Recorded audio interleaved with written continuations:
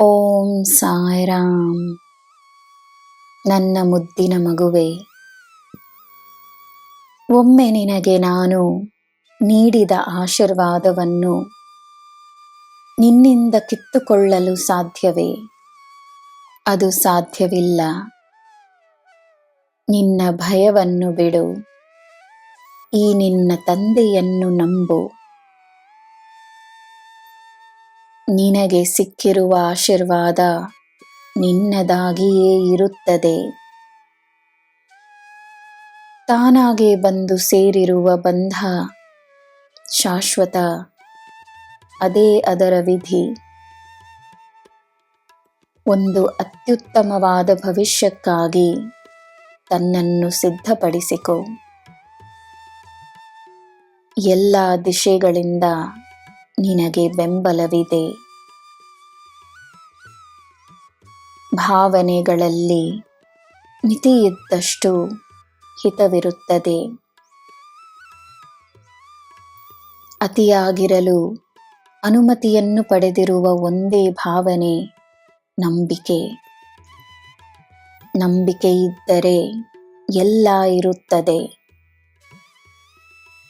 ಆಶೀರ್ವಾದಗಳು ನಿನ್ನ ಜೀವನದಲ್ಲಿ ಪ್ರವೇಶಿಸುವ ಕ್ಷಣಗಳನ್ನು ಗುರುತಿಸು. ಜೀವನವೇ ಒಂದು ಮಹಾ ಆಶೀರ್ವಾದವೆಂದು ನಂಬು. ಕೃತಜ್ಞತೆಯನ್ನು ನೀಡುವ ಅವಕಾಶಗಳನ್ನು ಬಿಡಬೇಡ. ಜೀವನಕ್ಕೆ, ದೇವರಿಗೆ ಕೃತಜ್ಞತೆಯನ್ನು ನೀಡುತ್ತಲಿರು.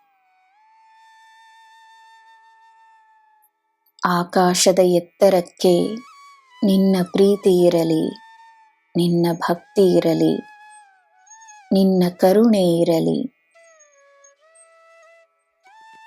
ಯಾರು ಹೇಗಿದ್ದರೂ ಸರಿ, ನಿನ್ನಲ್ಲಿರುವ ಒಳ್ಳೆಯ ಗುಣಗಳನ್ನು ನೀನು ಬಿಡಬೇಡ. ನೀನು ನೀನಾಗಿರು. ನಿನ್ನಲ್ಲಿರುವ ಶಕ್ತಿಯನ್ನು ಗೌರವಿಸು.